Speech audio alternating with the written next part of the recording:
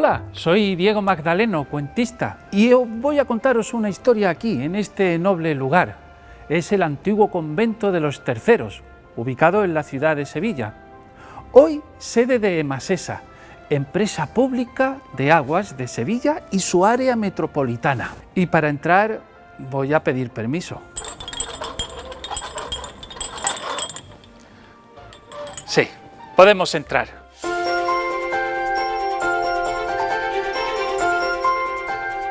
Las fuentes siempre han sido lugares muy importantes en los pueblos y en las ciudades. Además de para beber, las fuentes han servido para el encuentro entre las personas. Hay fuentes que eran también lavaderos para lavar la ropa y fuentes que se convertían en abrevaderos para dar de beber a los animales. Y también hay fuentes ornamentales que sirven para decorar. La fuente de esta historia es una fuente ornamental, una fuente que sirve para decorar. Hace más de 400 años nació la fuente de nuestra historia. Lo hizo en el patio de un convento. El franciscano que la diseñó le explicó a los albañiles: quiero que tenga forma octogonal, con 8 lados, porque el octógono simboliza la unión entre la tierra y el cielo a través del agua. Y además quiero que tenga forma escalonada, para que quien se acerque al agua esté acercándose a su propio interior. Los albañiles no entendieron muy bien aquella explicación tan simbólica, pero sabían que debían darle forma octogonal y escalonada. Y así fue como nació la hermosa fuente que hoy tenemos en este patio. El día que el agua llegó, fue un día muy feliz para la fuente. Las primeras gotas le contaron a la fuente que venían de un pueblo lejano, Alcalá de Guadaira. Allí habían surgido de las entrañas de la tierra, eran un manantial. Y le contaron que se habían encontrado un puente para el agua, un acueducto, y habían viajado con aquel puente hasta la ciudad de Sevilla. Así supo la fuente que todos los días tendría la compañía de un agua viajera, un agua que primero había sido nube, después lluvia, después manantial, que había regado huertos de las gentes de los pueblos, que había dado de beber a muchas personas, y ahora ese agua viajera le daba compañía. De entre todos los franciscanos había uno amante de la poesía. Cada tarde se acercaba a la fuente para crear sus poemas. Decía que el borboteo del agua le resultaba inspirador. Cuando creaba sus poemas lo hacía en voz alta. Así la fuente podía escuchar cada una de sus palabras. Y de esta forma, recital tras recital, resulta que la fuente también se hizo amante de la poesía.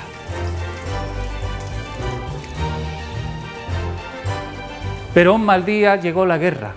Aparecieron soldados de otro país que se adueñaron del edificio y la fuente dejó de escuchar poesía porque los franciscanos tuvieron que huir. Aquellos soldados extranjeros, cuando iba a terminar la guerra, se llevaron todo lo que tenía un gran valor: obras de arte, cuadros, esculturas. Incluso un soldado quiso llevarse la fuente, pero al ver que no podía, dijo: pues mejor la rompo, así nadie puede disfrutarla. Cogió un pico y antes de romperla, un capitán le ordenó que siguiera su camino sin cometer tal hazaña, tal fechoría. Y así fue como la fuente se salvó. Pasó mucho miedo.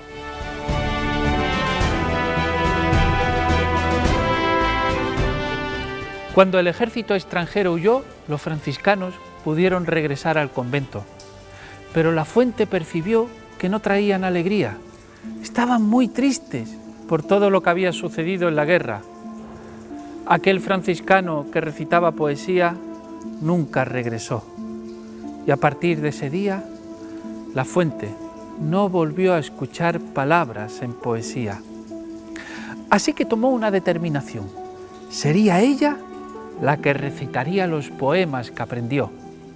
Tarde tras tarde Lo recitaba en la lengua de las fuentes, la del agua que corre, la del borboteo. Los franciscanos notaron que cerca de la fuente se sentían un poquito mejor, así que tarde tras tarde se reunían alrededor de ella para disfrutar del sonido de la fuente. Pero cuando parecía que todo mejoraba, llegó una nueva ley que obligaba a los franciscanos a irse del lugar, esta vez para siempre. Y la fuente volvió a quedarse sin alguien que la escuchara.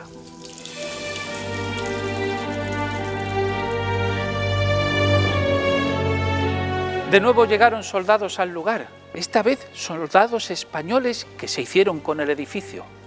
Un capitán, desde un balcón, observó el patio y pensó que necesitaban más espacio. «¡Esa fuente de ahí!», ordenó. «¡Hay que taparla!». Y eso hicieron los soldados. Le echaron tierra para que no estorbara. La fuente desde ese momento quedó muda porque su agua dejó de correr. Y así estuvo, tapada, oculta y olvidada durante muchos, muchos años.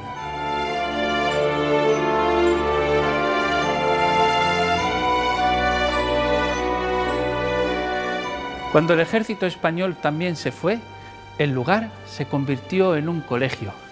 Todas las mañanas a la hora del recreo, decenas de niños bajaban corriendo por la escalera en dirección al patio.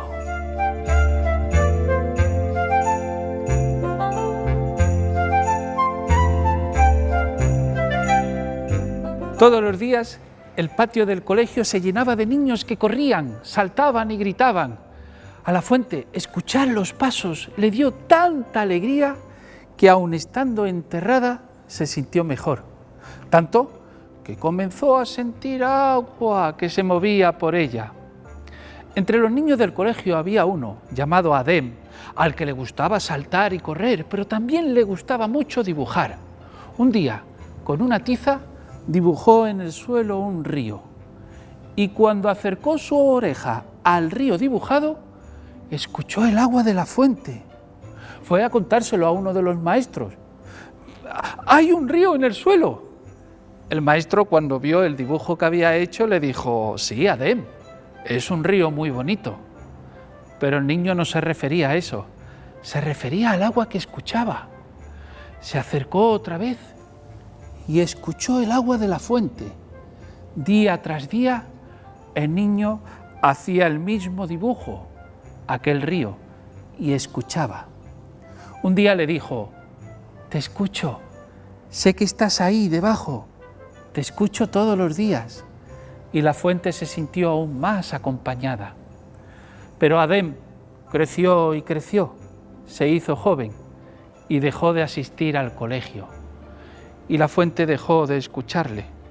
De hecho, un día dejaron de escucharse los pasos de todos los niños, porque aquel lugar dejó de ser un colegio.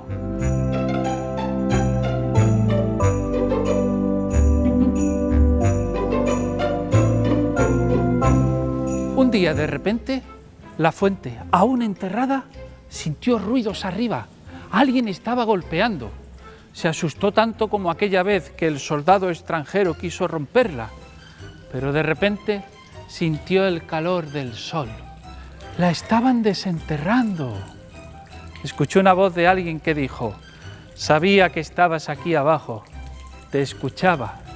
Era Adem, aquel niño que dibujaba el río en el patio del colegio, pero ya no era un niño, era un hombre. Consiguieron desenterrarla entera, la limpiaron, arreglaron aquellas partes que estaban estropeadas y de nuevo la fuente volvió a tener agua. Para embellecerla aún más, colocaron una pila en el centro, que a la fuente le gustó.